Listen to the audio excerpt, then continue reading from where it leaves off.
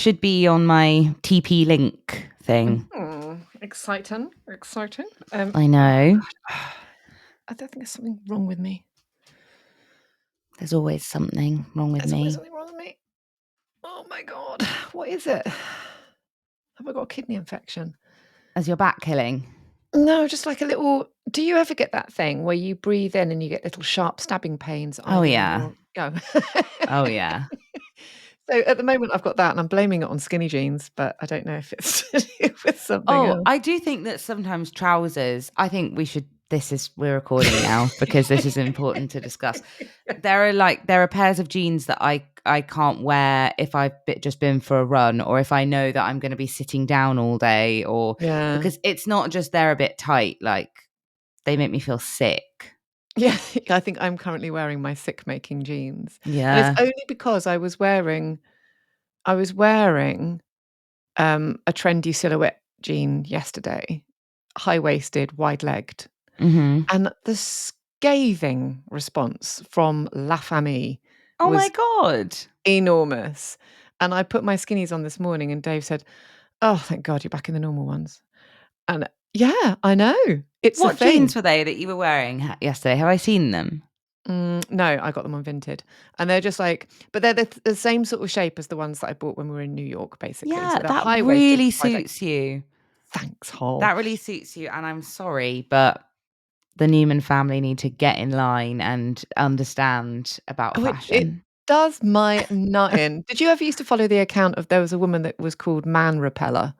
No. Oh, she was hilarious. And she did fashion, but she was always talking about how, like, you know, all these fashion things that came up were like lots of them were like bonkers, you know, Mm-hmm. and like, you know, ugly trainers and like, you know, crop length trousers or horseshoe jeans and all these things, which are just, I mean, let's face it, really fucking weird and not necessarily hugely flattering. You look very fashion, but you might not look that.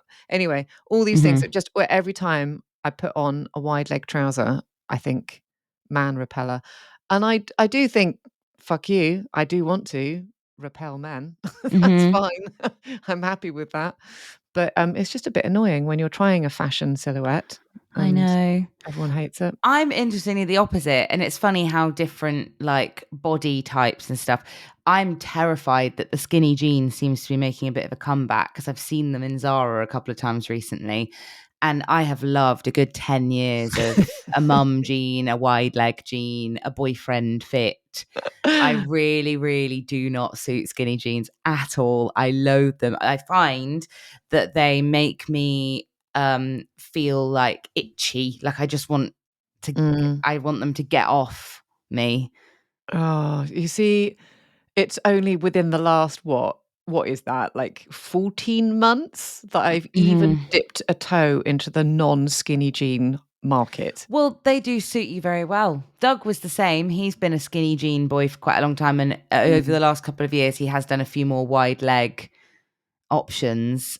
And I've got to say, I love it. I love when he wears a wide leg, but he will always resort back to the skinny jean as And his it's default. hard. I think for men, it's even harder because you end up just looking like those four blokes standing outside Weatherspoons with the cropped kind of skinny jeans. Yeah. I love singing sea shanties. I think about those men all the time. Because you have to be, I think, this is so body shamey, but I do believe that you have to be heroin Ramon thin in order to rock a skinny jean adequately as a man. Like you have to be whip it Yeah, if thin. you've got muscly legs, then it does come off a bit like you're wearing tights. Yes, it does. And tights should never be worn without a skirt. Tights are not trousers. Oh, I feel awful for body shaming. I'm sorry. You wear what you want to You're wear. body shaming. I think that stereotypically, I mean, I guess technically, but I think stereotypically men are often made to feel like they have to fit into the sea shanty bloke type thing of having like enormous quads. Yes. And I think you're saying, no, this is a moment that is for the often shunned skinny man. Yeah. that Yeah. this is the thing that he really rocks, and this all the huge Love Island blokes need to step aside and let him come to the front. Indeed, absolutely. Yeah. And I do feel like in the same vein that obviously there are some gene shapes or whatever that suit that we feel more comfortable in as women and that we embrace and whatever. And actually, I found differently shaped jeans very, very difficult to wear. Not necessarily because of my width. It's not like my shape or anything. It's more to do with my height.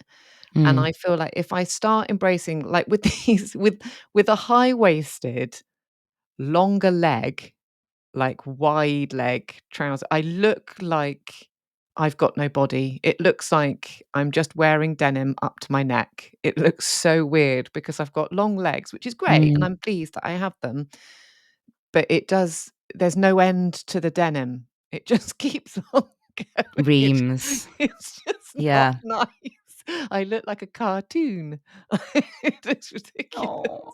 Well, it all does go to show, doesn't it, that we all, have our own things that we are jealous about are jealous of other people I for. know. 'Cause I would sometimes I feel like I've got very short, squat legs, but here you are saying having long legs Oh has my its, god, you it know, really moments as does. well. All Mm. those things that I just like sometimes I get shorter friends saying to me, "Oh, you're so lucky you can wear," and they will mention a few of the things that I absolutely would never wear in my life. Like, they'll say, "Oh, you're so lucky you can wear, like, maxi dresses." Me in a maxi dress, honestly, look like a changing room. There's no just I just look like I've wrapped myself in a shower curtain. I just look so ridiculous, absolutely ridiculous. I can't do that. So, no, no, we are Mhm. united in the things that no one can wear unless you're, I don't know, 5'6"? I don't know. Yeah. Who's the optimum height for all Well, fashion? I'm 5'6", so I'm gonna You're the take optimum that. height. There you go. But I'm not the optimum width. So, Oh. it ebbs and flows or whatever. I will put in a Jean shout out actually too. I will make one exception, and Gonna well, I don't know, maybe there are some body types or some people who wouldn't like them, but I mm. am obsessed with the M&S carrot leg jeans. So carrot leg, they're gonna be what? Slightly tapered then, I Tapered a assume? little bit at the end, Yeah. and I absolutely love them. Oh, And you can really? get long version because actually I will say they're quite short. As a 5'6" woman, I tend to opt for the long. I've got one pair in long and one pair in regular, and I Yeah, find the regular give me slightly chilly ankles slash bottom of shins. got you. Chankles. Yeah, they give me chankles. So I think I would I'm maybe I am already eating my words and saying maybe as a tall woman, Yeah. you might find that they're riding up halfway, you know, just down your knees or something. But Oh, it's so complicated to oh, it's the navigate. worst. Jean shopping is the worst. And I mean, let's move on because I'm Yes, worried let's. that everybody's Sorry, going to guys. be like, why are they talking about the most You know what? awful thing known to It's humanity, awful. which is shopping for jeans? Shopping for jeans. Let's move well, no, it's up there with bikini, isn't it? Okay, so let's Yeah. which we're gonna just move to one side and Hmm. yeah. Anyway, should we or shouldn't we address Croissant-gate? Yeah. Shall we start with it by addressing Croissant-gate? I Yeah. mean, I don't even really. I'm gonna get you to lead the conversation here because I Mm. think the case is well and truly closed. I don't think it is. I think it's currently blown wide open I and mean, the debate rages on, don't get me wrong. People are still talking more than ever, they are. It's but bizarre. I I'm don't go know what the sweet camp. No, I'm the sweet camp.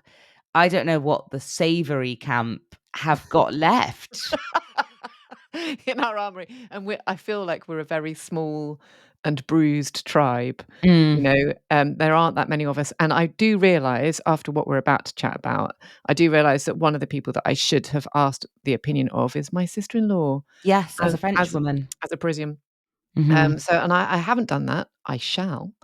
So come back next week and I'll tell you all. Mhm. So I would love to ask what she thinks. I have a feeling she will fall into the sweet camp. And it is, yeah, I think it's for me, I'm still gonna say technically that these items are savoury. Yeah. I think that what everyone is saying is that they fall under the umbrella of sweet pastry, but I don't think that that makes them inherently sweet because they're not. No, I mean, I suppose I will concede that when you're eating a croissant, I'm not like, oh, this is sweet. Oh, I can't eat any more of this. I'm feeling sickly or anything. Mm. But yeah, it's maybe it's just it's the pastry association that makes me go, this feels like a sweet treat. I quite like the Which idea of pastry association as a band name, by the way. Well, shall I lead you on to this? Hang on. Mhm. Oh, sorry. My laptop's playing up. Uh you know what I'm going to play. I do, I do. So Are shall you I ready for this? let's do this. So on Discord, where the debate has been raging, Mhm. we were contacted via voice note, and I implore more of you to do the same because it is fun. So we were contacted via voice note with what sounded very much as if was supposed to be the final argument in the croissant wars. Do you Yeah. reckon? Yeah. Okay. Yeah, I would personally, this is why I feel case is closed, because I think this summed it up so well. And I believe, to just cover her qualifications here, this is from this is from Patreon or patron Yes. uh Karen, who is who I don't actually know her nationality, but has, at least, but she mentions in the voice note, been living in France and has a French partner, I think. Yes. Okay, here we go. This is what she has to say. Tell me if it's too loud, Esther, not you guys. It'll be too late by the time you guys listen. Hello, everyone. I know people don't usually leave vocals in this group, but due to the fact that I'm doing my long run, and every week I do my long run, and I listen to a pod, and then I say all these things, or in my head, I say all these things I want to say, and I never get to say it because I get back, and then I'm dead, and then then my life takes over. So, just listening to the croissant debate yet again, I'm a firm believer that it's sweet. The reasons I say it's sweet is that it's in a viennoiserie. So, and Esther just said pastry. So it's in the category of pastries in English. But in France, it's a viennoiserie. So it's sweet. Because it's classified as something you would have either for breakfast or either as a goûter. French children have it nature, so plain, without Nutella, without jam. And they have it as a sweet afternoon tea or for their breakfast, nature. So it's sweet. If you compare it to a baguette, as Esther also said, it's baguette, croissant, brioche. But the baguette is your baseline, which is savory. And then you go to the croissant, which is slightly sweet. It's the beginning of the sweet. So for me, it's sweet. And I will ask my husband's, my husband is French. I live in France. I've lived in France for 25 years. I've got a CAP de cuisine. I've worked in Michelin star restaurants. I've never worked in a bakery, so granted. But I will ask my husband's uncle, who was the chef de l'Élysée for over 20 years, what his opinion is on it. And then maybe it is a color thing, like you said last week. Or I think from a French perspective, which could well be different to an Anglophone perspective, that in France it's classified as sweet. Well, not sweet, but not savory. It's not savory. It's the beginning of sweet. Because you would have it as a goûter, you would have it for breakfast, and by definition, a French breakfast is on the sweet side. So we are. I'm very sorry for this message, and I hope you will have a lovely day. For those who are having run. I know you don't use the okay, a lovely run. Okay, take care. Have a great day. Bye. Right. Okay. But no.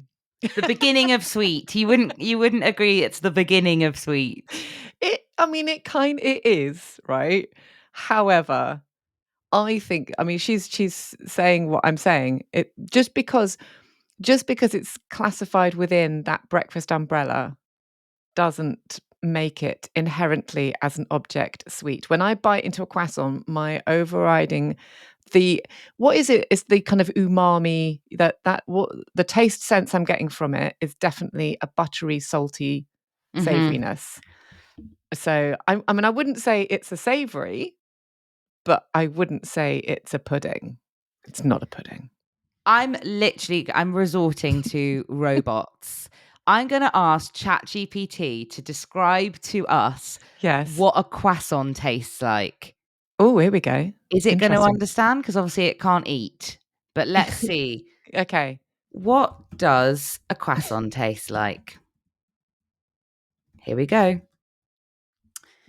A croissant has a rich, buttery flavour with a light sweetness, Oh. and a slightly yeasty toasted aroma. The outside is crisp and flaky, while the inside is soft, airy, and layered. When fresh, it has a delicate crunch that gives way to a tender, melt in your mouth texture. If it's a plain croissant, the buttery notes stand out the most, but variations like almond or chocolate croissants add extra sweetness and Mm. nuttiness. I think this is all pointing to beginning of sweet. As a vessel itself, no, it isn't. Like, it's not a cake, it's not a chocolate croissant, it's not wildly sweet, Mhm. but it's like I think if you were to compare it to something, I've been thinking long and hard about this, She has. it's got to be a scone. And a scone, again, would not be something that you would consider to be in itself like a very, very sweet thing.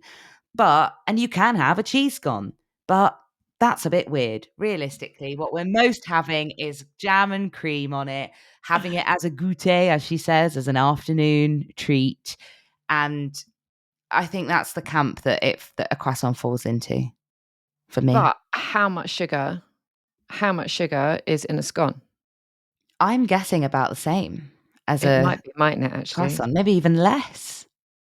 I mean, so we said 50 grams of sugar to 500 grams of flour for Yeah, a in a croissant. croissant. Croissant.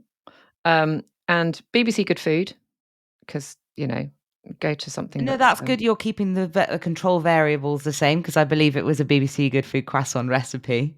so it's saying, annoyingly, 350 grams of flour and 3 tablespoons of caster sugar. So 3 tablespoons it's about 50 grams, isn't it?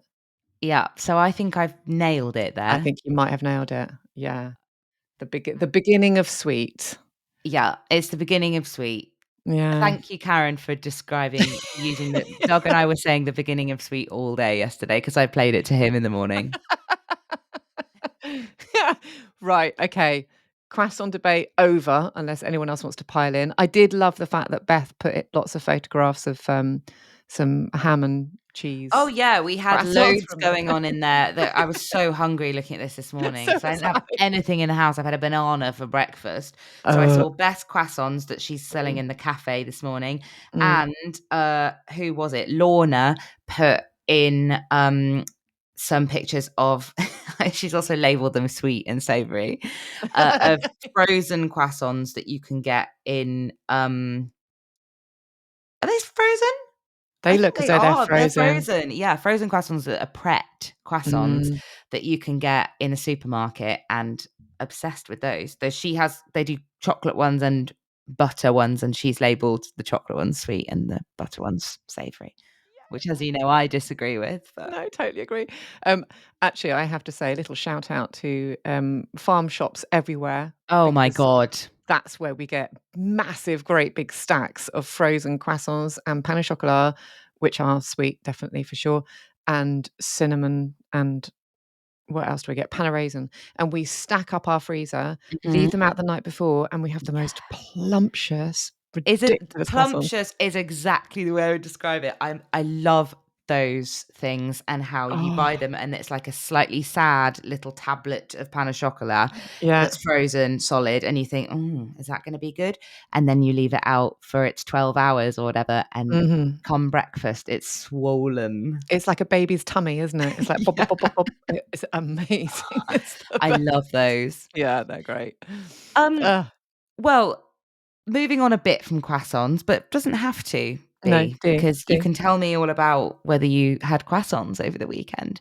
But uh, I'm interested to know what you did this weekend. I feel like we've not had just like a catch up for a while. We haven't, have well, yeah, it was a lovely sunny weekend, wasn't it? So, so that was lush, and I Hmm. think we're descending into cold weather again, which I'm really, really annoyed about I because know, because it was glorious yesterday. It was a balmy 16 degrees centigrade in this country, which, yeah, I mean, we've for been context, I'll tell you fully about it, but I had an ice cream from an ice cream van. that's the kind of weather we were looking at. Yeah. And just also for context, like what I've been looking at a lot is people emerging from their houses and raising their faces to the sun as if they've literally been locked in for like the Mm, last 4 months. It's been amazing. The levels of vitamin D flying around have been incredible, incredible scenes. Um, yeah. so it has been like that. Unfortunately, we are looking forward to a half marathon this weekend, which I think is going to be really cold. So I'm not looking forward to that very Yeah. much. Cold, I don't Um, mind. Rainy, I don't love. Cold, I really mind. But anyway, we I can't really remember what we did this weekend, but I mean the kids had fun because they were racing around in the sun with friends and stuff. I did a very long run on Yeah. Sunday. So my plan, which I know is different from yours for reasons unknown, No. um, it was a 15 miler for me on Sunday. So to be honest, I did that, came back and did like absolutely mega mega loads of housework, and that was my day yesterday. And so I've woken up this morning going, why am I so tired? I don't get why Hmm. I'm so tired. And it's because I've done that. And then I did a 40-minute run this morning because I'd moved my easy runs around. So I am knackered. And I think I've picked up a tiny weird injury thing. But Oh we can talk about no. injuries in a bit. Because talk about your weekend and your ice creamness then. What's been Okay, going on? I had a bit of a mixed bag as well, because my Saturday I did um I did a 10-mile long run, like 11 it kind of worked out as, but a 2-hour long run. Mm, Um and so that was quite a nice. I've had like a double drop down week where I've done like 2 hours for the last 2 weeks. Absolutely not mm, complaining, freaking mhm, out a little bit, but I'm gonna take it. And mhm. I'm conscious that I'm now building up to like 3 very long runs coming up. There's the half marathon, and then I go something like 15, 16 miles after that, and then 18 miles the week after or something. So it's a bit for the next few weeks. Yeah. Um, but I yeah, I don't know. I feel like I'm gonna bum everyone out with this, because everybody's been so lovely and supportive, and it's been so nice at the moment, and Mm. it's made me feel really good about my training. It's just a bit this weekend. Oh, I really? Yeah, I'd underestimated, because it was the shortest run I've done in quite some time. Yeah. So I shortest long run. So I was like, How long oh, was it? it's 10 miles? yeah, it worked out as like just under 11 actually. So like it's hilarious to say that those are short, because back in the day, bloody hell, this would be like the longest I'd be running really before the half Yeah. marathon or anything. Um but yeah, I just found it quite tough. And I wasn't expecting to, so I hadn't really given much like Mm, energy to it. So I just sort of went out, hadn't really thought about, have I drunk enough water? And I'm going to put the shitness of it down to the fact that I had a big bowl of porridge with strawberries in, because I had leftover strawberries from pancake day. mm, And then I maybe only left it like an hour, maybe an hour and a half mm. before I went out. And I think that was not long enough for me to digest quite a big breakfast. And I think strawberries are going on the list of things that do not work for me to eat before I run. Too fibrous, perhaps. I do Or not think fibrous enough. What does fiber do? Make you shit yourself? Or yeah. yeah, Well, okay, too yeah. fibrous. Um, I I do think that because we run and because we're on this on a training plan. So I think that when you're in a training block, Hmm. I really hope I know what I'm going to say at the end of the sentence as I've emerged into the beginning of it. But I think that when you're in a training block, you get to know your body so well that everything that's ever so slightly off, you kind of you start navel gazing about it. You start kind of second guessing everything that your body's doing. Mhm. And I think when you were saying that, it felt almost like something I've said before, and I'm pretty sure I said it on the pod as well, where in a training block, in the bits where I've dipped down, those shorter runs have been harder, weirdly, than the long ones. I really feel like I found that harder than when I did the 13 miler a few weeks before. Mm. Yeah. Like, and it was definitely harder than I think I did 11 or 12 the week before this one, And and it was yeah, definitely harder than that. I think that's super common, and I think without the benefit of having, like, a whole training team around you. Oh, Mm. dear. Sorry, my phone's ringing, and it's Cara, our colleague. I'm going to tell her to go away. Um Live rejection on the pod. Um, You talk, I'll respond to her. okay. Well, so I guess I just felt it was okay. There's good things and bad things to report. The good thing was the first 7 miles of it, um, I felt not too bad, and I certainly felt like my calves, which we'll come to shortly, Mm. were a lot more comfortable than they have been for the previous few weeks. So Amazing. So that that was the great news. that is great news. And I'll tell you why in a bit, even though you know, but pretend to be shocked. And then, but the last like 3 miles of it, basically, I spent with a stitch, which never happens. I don't really get a stitch when I run because I don't think I run quite fast enough. Um, and I think that's just because I had too much in my tummy. Like I was also doing gels, and I think I just sort of felt a bit like, ugh.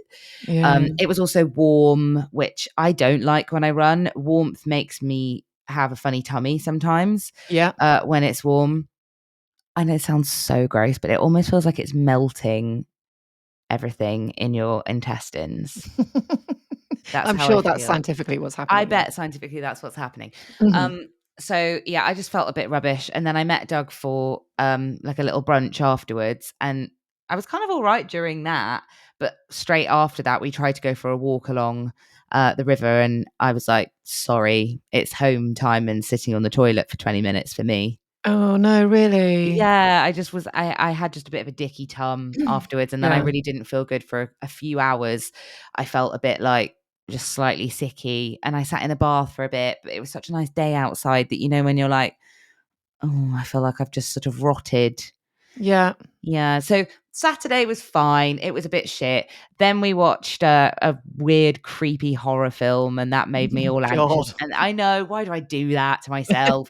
And then I had a slightly anxious night, which I haven't had for a while. So that threw me a bit. Mm. However, Sunday was a new day. Oh, And I yeah. had a dreamy day on Sunday. We spent the Oh. day well, actually shout out Cara and also Lex, friends of Mm. the pod, Mhm. for coming over and helping with some painting, because we basically blitzed the spare room, which we've been avoiding doing for a few weeks because we needed to like sand the walls down, which is a bit dull. But Doug did the sanding, I did a big tidy, then they came round and we painted because we had to do like a white, sorry, this is so boring for everybody. We had to do like a sort of whitewash underneath on the plaster before we could paint. Oh, yeah, Painted that's the boring painting, yeah. the boring painting that's like making no difference, and you're looking at it like, is that, have I painted? Is that a thing? Has that happened? Yeah. Oh, Yeah, God, hate that bit. so dull. And then we finally painted it a lovely, cozy, slightly yellowy white. Sounds gross. That sounds like sort of a tobacco stain or something, but it's like, it's warm. It's a room that gets quite a lot of natural light, so it felt like really warm and cozy. So that was lovely. That was a joy. And we took many breaks in the lovely sun to have lunch outside. That was nice. Oh, lovely. We also christened the gin and tonic terrace Nice. with a little G&T for helpers, Oh, which was nice. And then, of course, we heard the tinkling of an ice cream van. That was at like 5:30, 5:45 or something. And so we went and yeah. had an ice cream and sat out the front and watched the sunset. Oh my god. Yeah, That does sound that sounds lush, it yeah. was kind of lush. Yeah. Yeah. Okay, choice of ice cream from the ice cream van? I had, and I know I'm going to get a lot of stick for this. I had lemon ice lolly. Why would you get stick for that? What, Well, I rather just than feel getting like, a 99? yeah, I feel like that's boring. But I had already had, I must confess, some ice cream earlier in the day So for you were my just having pudding at yeah. lunchtime because I was not expecting an ice cream van to come round. So I was like, I can't really do a secondary ice cream. I think I would have another case of needing to sit on the loo for 20 minutes. So I was like, I'll keep it simple. And I was also quite hot and sweaty from doing quite a lot of painting in a warm room. So yeah, that was my Sunday. It was actually dreamy, but I've kind of got the same thing where now today I'm like, why am I so tired? Because we didn't finish until like 7 o'clock, 8 o'clock maybe last night. Mm, And so my back hurts a bit from painting yesterday. My bod hurts a bit from the run. I just generally feel a bit sort of like, "Ugh," today. yeah, yeah, I get that. But Yeah. you need to talk to everyone about what's been going on below Yeah. the knees. Should we go calf gate? Just do it. Okay, so I talked on the last episode about being, I've been talking for a little while about being worried about my calves, I think, Yeah. because they've just been really, really sore and in like weird ways, like in bits that are like sort of coming round the front, and it feels like sort of slightly weird little muscles or tendons or whatever that I don't normally use are hurting. Mhm. And I spoke to a physio. She was very helpful. This is not a dig at her. I think I didn't quite know what I was asking because she gave me a bunch of exercises and they just weren't really doing anything. Oh, okay. Yeah, and it's also, I think I mentioned that it's over the phone. Oh, So yeah. yeah, I don't Yeah, think yeah, that yeah. it's Yeah. not actually ideal. I think if I was still very worried about the calves, I would insist on going in person, because I don't think that we quite together nailed exactly what was going on. But you may recall that I mentioned that one of the other things I'd done to try and combat this was because I was really quite worried about it. It was definitely causing me to dip a little bit in my training. It's come at quite a good point where I was sort of having a bit of a deload couple of weeks, Mhm. but I have had to miss 2 or 3 runs because I've been nervous about overdoing it because of the pain of the calves. They just didn't feel like they were recovering between runs. I needed like 3 or 4 days for them to feel normal again. And I just didn't have that in the training plan ever. Yeah. So I was really worried about it. So I booked a sports massage and I went last week for my first ever sports massage, Mhm. with a guy who literally looked like a hot new bombshell has entered the villa. Yeah, I know you sent me a link to him, and I immediately disregarded him as anything that I would ever have. I would feel so weird about having a massage from. I mean, he looks like a sort of Kiwi rugby player or something, Yeah, he doesn't does he? actually. He looks like an All Blacks. Yeah. Yeah, he's quite hot, to be Mm. honest. Um, Can I ask a and really important question about the massage? yeah, Did you have to strip down to your pants? no. Oh my God, though. I totally was thinking because when you get massaged a bit when you go to the physio, they just do Yeah. things to you over the top of your leggings. Yeah. That's what I was assuming would happen. So I turned up in gym kit, but Yeah. thank the Lord I decided to wear flared, like sort of yoga pant type Yeah. trousers rather than like tight leggings. So he took one look at them and he went, it's the calves. Yeah, we can probably just roll those up then. And I was like, thank Thank God, because God! Oh my did God. not think that I didn't think I was going to be getting my kit off for you. Oh my God. Yeah. So luckily it was a below the knee roll up the things. Doug was saying to me last night, Yeah. he was like, did he just touch your calves for 45 minutes? Did He he? didn't do anything else. And I was like, yeah. And he thought that was really weird and it made him laugh for like 10 minutes. But I think that's what I asked for. Yeah, I no, didn't have exactly. any I mean, I would have loved if he'd just given me a straight up massage, but It the would have been a bit bit weird if you started focusing on your elbows, wouldn't it? yeah, yeah. Yeah. And I guess because I hadn't realized before going that a sports massage is actually incredibly painful. That I don't think I would have wanted him to have done any other bits because my calves are still tender. And Yeah. so I think if he'd have done that to my whole body, I would have been a shell of a woman. I think they need to take the word massage out of that, don't they? And call it Yeah. something else because it's like sports, go for some dedicated sports pain or something. It's Yeah, basically it what is it is. sports pain. It's horrid. Oh, acute sports. Yeah, pummeling. It But you was just basically I got beaten to so but shit for 45 minutes. but since then you felt like loads better? Yeah, well, he was really helpful as well because we just had like a bit of a chat about Mm, it all. And he was like, I feel like you've come at a good time because this could have been a bit of a knife's edge between potentially an injury and, but, but he was like, as long as you're careful and you don't overdo it. mm, He did say running 4 times a week might be a bit of a mistake and that 3 is probably good, but I'm going to see how I feel because all my runs this week are quite easy. yeah. So, um, well, I say that, lol, but you know what I mean. They're not as hideous as some of the previous kind of tempo sessions and stuff. So I might just see how I go. And he also said, and I think this is actually great advice for anybody. Maybe not possible if you're doing like 6 runs a week or something, but if Mm, you're a normal beginner sort of runner like me, then I he was like, I just think always try and leave 2 days of recovery before a long run. Like, don't try and oh, do a right, long yeah, yeah. run the day after, or even with 1 day of recovery. He was like, if you Mm. can, try and work it out so that you're doing 2 days of recovery before the long run. Which Oh, that's really interesting. to me, I found that really helpful. Yeah. But so he, beat the shit out of my legs for a bit. I was like trying to tell him about my life while being like, the whole time. And it was really painful, but I did get up afterwards and I honestly felt like, and this is so gross, but I felt like I'd been constipated in my calves and like I'd just done a shit from them. Like I felt like I weighed half as much. Oh, really? It was great. Obviously, Yeah, afterwards, when the tenderness starts to kick in, and I did literally have some small amount of bruising, yeah, like it was bad. But I left it. So I shifted my long run because I was supposed to do my 10 miler the next day, but I moved it to Saturday morning because he was like, I wouldn't. I think you want to give the muscles a good 24 hours at least to like settle down and recover. They're going to be really, really tender. He yeah. basically was like, I'm removing the inflammation from your muscles, and which is not what it feels like at all. Oh, It really? feels like putting information in to them, but I trust him. Okay. I think the reason I felt so much lighter is it was the breaking up of all the lactic acid that had sort of formed. Oh, God. Okay, Yeah. interesting. Bloody So I hell. do feel a lot better.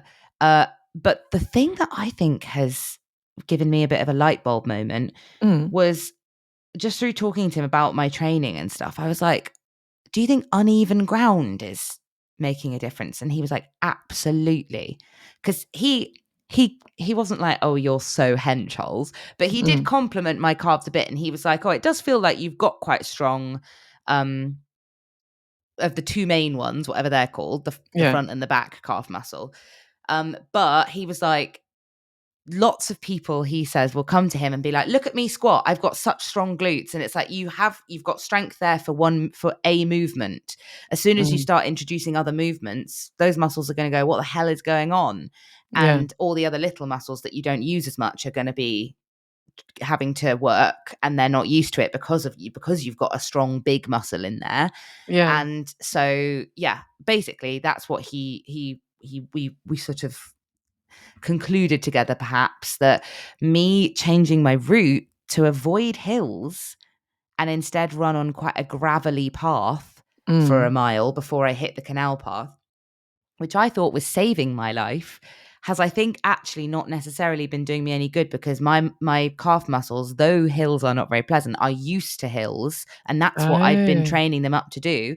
And then suddenly I changed to running along quite uneven terrain where I'm having to do quite a lot of compensation for trying to keep myself like from slipping or from twisting or whatever. yeah, So all those little calf muscles that hadn't really been doing anything are waking up to then having to do a lot of work, yeah. and they're weak and pathetic. So Oh. I think it's quite difficult to target those muscles, and I have no idea how that works. He also said, and this is not saying, like, obviously physio is so helpful, but he Mm, was like, if you're talking traditional physio where they're just going to give you a bunch of exercises, he was like, stretching will definitely help. yeah, But in terms of strength work between now and the London Marathon, being honest, babes, you're not going to be able to really. build Yeah. enough strength that it's really going to like make a difference to protect you while also doing all this running. Yeah, yeah. um but yeah, for next time he was like, I was a bit gutted because he was like, maybe spend a really long time on strength and really work on your strength before you do your next running training block. And I was like, Oh. I thought I did. Yes, but you probably didn't concentrate on calf muscles when you were doing your strength, No, I right? did about 6 calf raises There probably we over go. the whole summer. Yeah. Yeah. Oh, Yeah, so it was wow. fascinating and really helpful. And so for that 10-mile run, you know, dicky tummy and grumpiness notwithstanding, Yeah. I did go back to my previous route of running up and down the hills, and I've not felt the same funny pulls in my calves That's as amazing. which is really interesting. So yeah, Yeah. I'm just going to stick to that route for now, and Mhm. I'm going to go back to him twice more to spend another £60 a pop. Twice more before the marathon. Yeah, he Yeah. recommended coming back after the Bath half Yeah. and then about a week before the marathon. Yeah, that sounds like a good idea. Yeah. I'm definitely gonna book one in. Maybe not with him because he feels as though he's just a little bit, I don't know, too scary. He's Scary hot, scary but hot. he Yeah. was scary hot, but also he was really nice. He laughed at all my jokes, and he obviously loves his wife.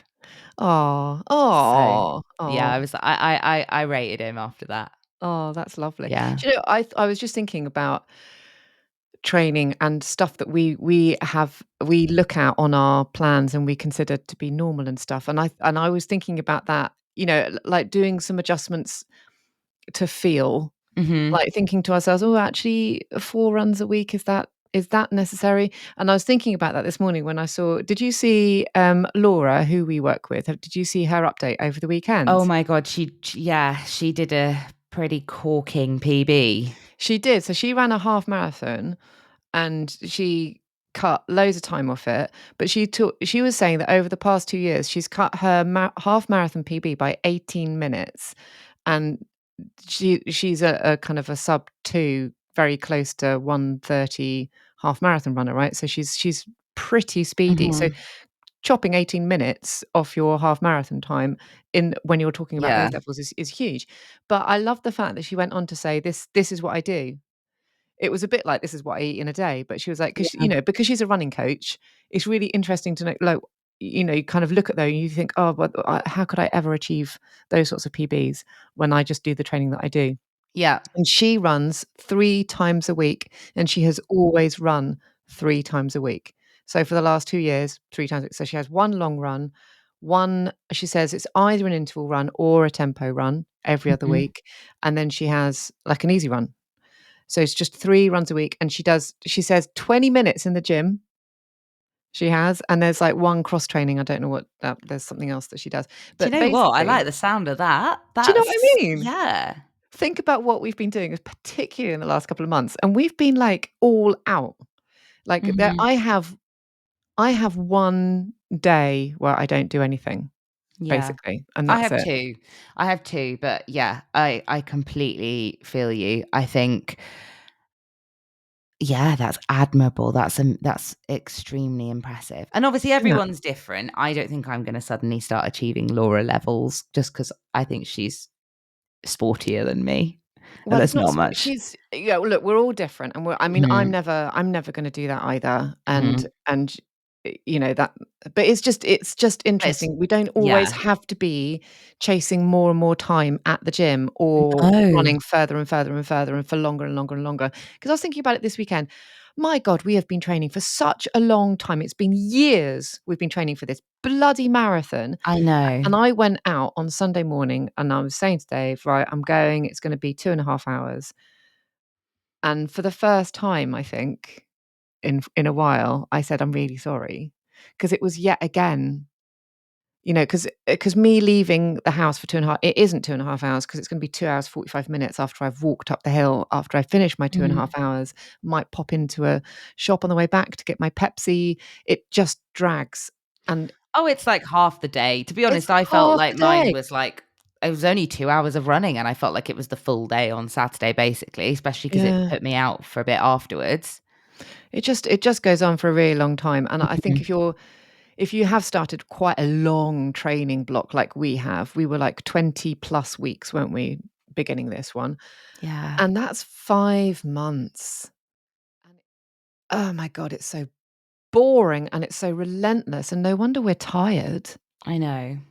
because it's just I really felt that a couple of weeks ago, and I have to admit, the fact that it's been like a bit of a deload and that I've only been doing 3 runs rather than 4 for the last mm, couple, I feel like I've got a lot more energy. I was starting to really, really trudge through, yeah. and now I feel like I've got a bit more energy, and I am running like a not loads, but a little bit faster as a result too. Oh, really? I think so. Like my tempo runs are probably about the same, Mm, but like what feels like easy pace to me, I think has got a little bit quicker.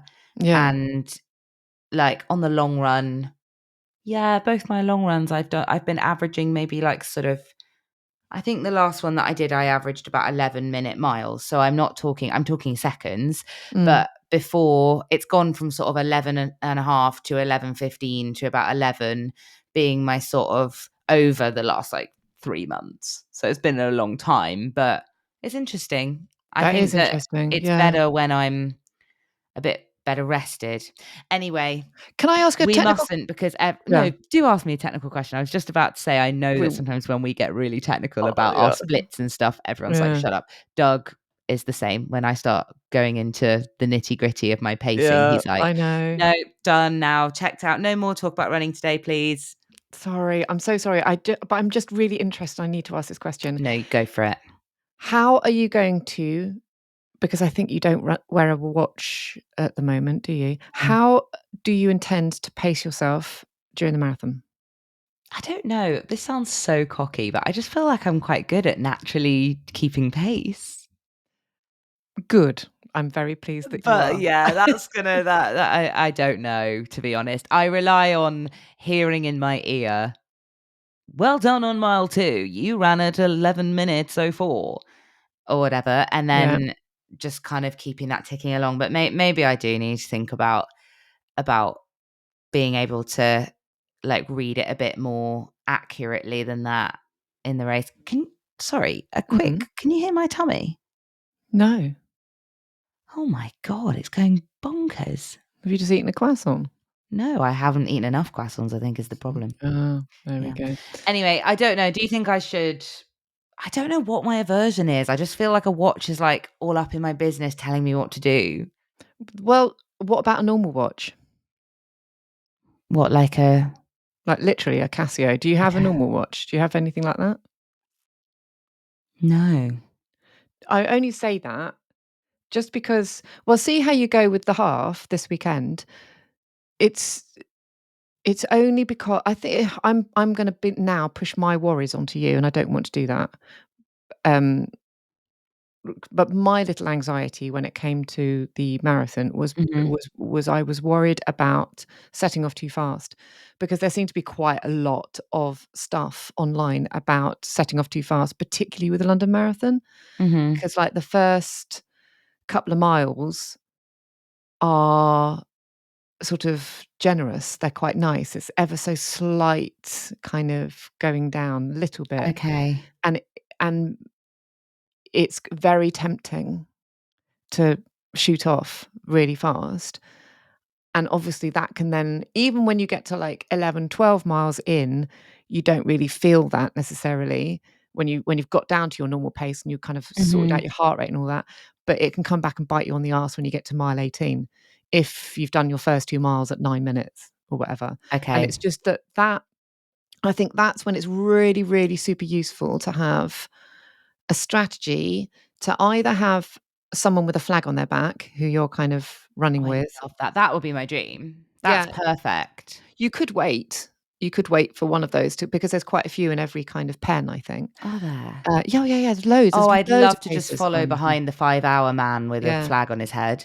yeah. There's You can do that, or there's some really nice analog ways of sorting your pace out. Like if you've got a normal watch, just a normal, like a silly kind of 7.99 number, you can get bits of paper that you wrap around your wrist that you can write down your splits on. So you can write on it, Oh. 11:07, you can write down all your timings. It's really easy to do without having someone saying, "Your heart rate is this, and you should worry about it," at the same That's time. just the thing that when I have worn a watch for a half marathon once, there was like a hill towards the end and it was like dangerous heart rate levels. And all it did was make me be like, oh, Oh, I yeah. thought I was fine. And yeah, so I think that some of those things have spooked me a little bit Yeah, I can about totally it understand that. maybe giving me anxiety mid-race. Yeah, I Um, totally understand that. I just want you to be super, super careful those first few no, miles. you're right. I need to I think it's be. good though. It's good to know your pace. And I do remember when I was first training for a marathon a few years back. It was just pre-COVID, and I remember it was really, really sage advice to sort of to get to know. This is why I think Cooper keep on pushing these easy runs and getting to know your, like when we do our long runs and there's like a 20-minute segment in there that where you're running at marathon pace, because it's really useful to get to know that, Yeah. because it means that if you don't have a watch, vaguely sort of what feels like proper marathon pace and what's Hmm. a little bit too quick. It's just that on the day, because there's so many other variables, it's nice to have something that you can kind of rely on. But yeah, but Yeah. you do you, and No, I think you're right. I think it would be good, because I do find, and this isn't shade to Cooper, because I don't think it's to do with Cooper. It's probably to do with my phone and GPS pings and stuff. But mm, the pacing, live pacing, is kind of all over the shop. So yeah, it gives me a vague idea, but it takes a little while to catch up. I think we've said before, to what pace you're doing if you're just tracking it yeah, on a phone or whatever. And so that's why I have to wait until afterwards to get an accurate thing of, well done on mile 1, this is what you did it at. Um, yeah. And so also the other thing to be wary of is, like, the other thing that I was told was that when you do turn right at Tower Bridge and go right into Canary Wharf, that the buildings there are so high that it can really throw your GPS off, okay. because GPS can't quite get a signal. It pings off all the buildings and stuff, technically Mhm. speaking. But anyway, just yeah, just maybe it's something to think about. I think the kind of analog pacing It could be strips, I'm cute. pretty sure you can just print them off online or something. I'll Yeah. I'll have a little search for you. Um, It's a bit wild to think that this is actually the last episode before the Bath half. It's really snuck up on us. really snuck up.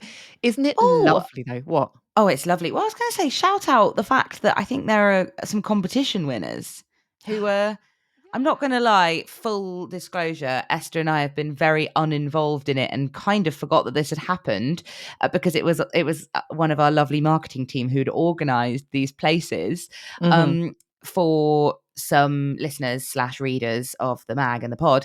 But I think there are like 10 of you that won places in the Bath half.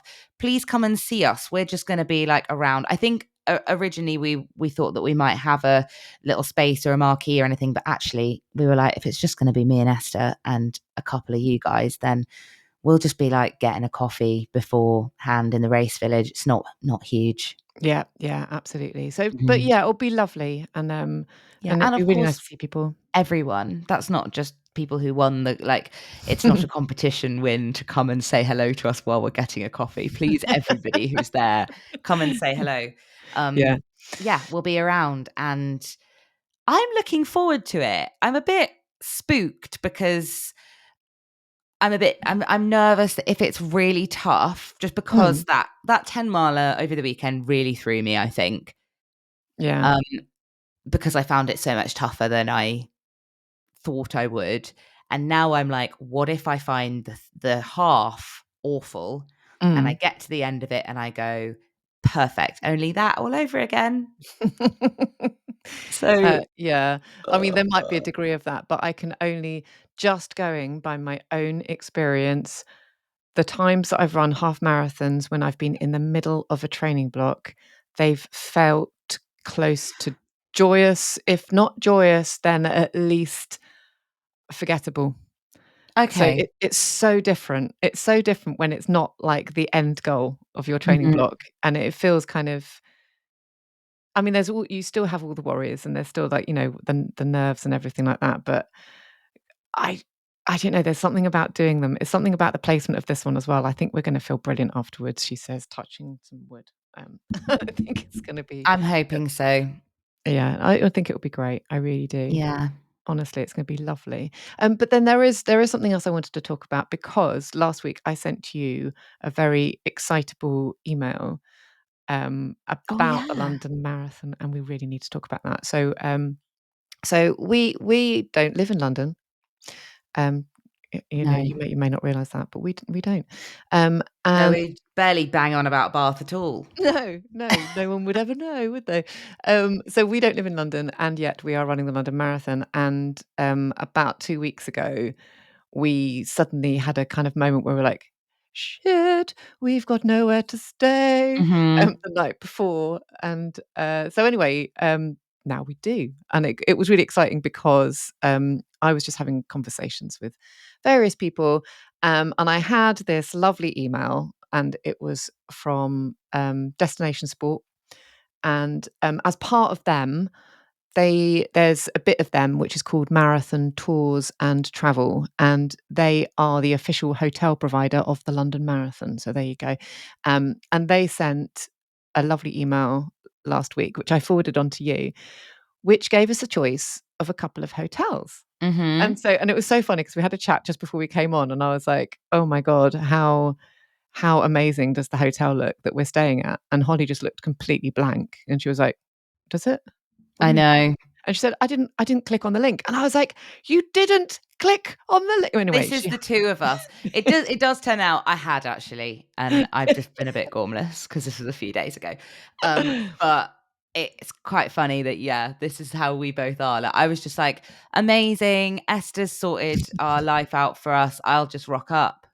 Whereas you were like, "Right, let me look at all the different options and let me see where that's Yeah. so us. So, I think what they do, what marathon tours do, which is really, really lovely, is they list the hotels, and they tell you the distance to the start line from those hotels, right? Right? So Perfect. important, so And that important. works for both of the kind of people that we are. Like, I would just 100% recommend doing this, whatever type of person you are, because you can have all the information you need, or you can just go Travelodge in Lewisham, 20 minutes from the start.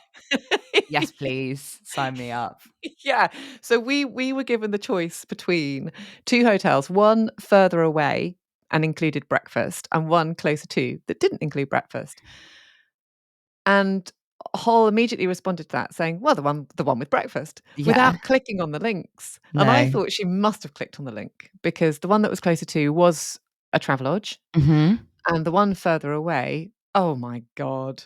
I mean, you've clicked on it Honestly, I'm now. so excited about this. I can't believe how lucky we've been to be able to find something through these guys, Yeah. like, so last min. If you are listening and you're like, "Oh, I also don't have anywhere to stay the night before the London Marathon," please check them out, because I we have managed to get the most gorgeous rooms in the most, like, this basically feels like a sort of, I feel like it's like a honeymoon destination the It night before. does, doesn't it? Yeah. And we love the fact that one of the kind of the marketing email, like, not emails, pictures, when you scroll through the carousel of pictures, it's one of them included a picture of 2, what are they, cockapoos or Yeah, I think something? they were little cockapoos that someone had brought with them on there.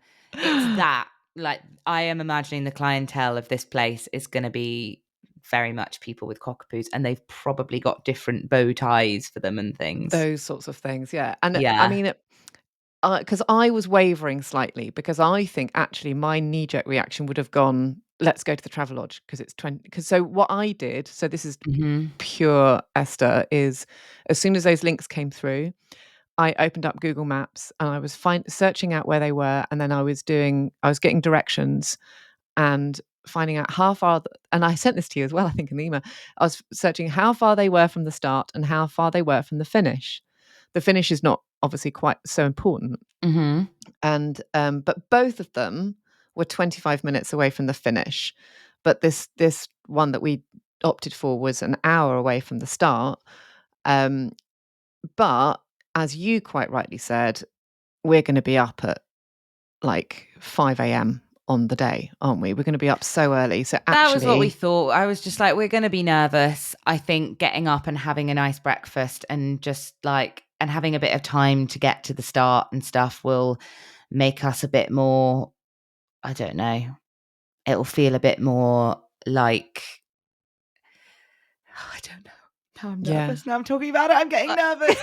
I guess it will allow us more time to process our nerves and to get Yeah. ourselves ready and to feel and to digest. And it just all felt like that's what I would rather do. And I thought, well, Yeah. if we're going to get a nice free breakfast, then Oh, yeah. might as well, get up and be nervous together and Yeah. be eating croissants while we do it. And the other thing I wanted to shout out about using marathon tours is that they lock in the price of the hotels as well. So as you might have noticed, and I've certainly noticed over the Mm, last few years, like even with things like not even London Marathon, but things like Vitality 10K, things where I've occasionally asked my dad lives in London, but a little bit even further out than that. So the journey time would have been a bit excessive.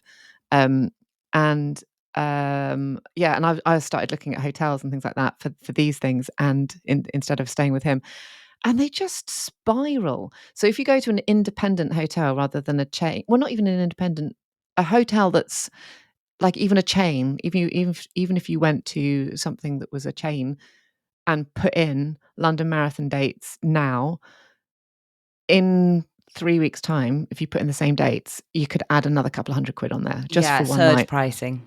Yeah. Oh my God, it Yeah. is. It's so bad and so expensive. And so that I thought that was a really, really enormo thing to say, that if you go onto marathon tours, those prices are locked.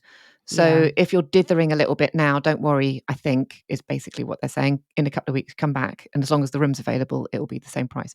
So that's Yeah. quite a nice thing to do as well. So, Yeah. but yeah, anyway, we're really super excited. It's going to be nice. I'm hoping that we've got no, I don't want the puppies. I'll get asthmatic. But I'll have anyway, the puppies. you I'll have look the after puppies. them. Yeah. I'll have them for the night. Well, I'm actually gonna go for a run in a min. God, Are this you? podcast is just so running relevant at Isn't the it though? moment. Isn't it though? Please don't send any hate. I'm so sorry that we're talking about running all the time.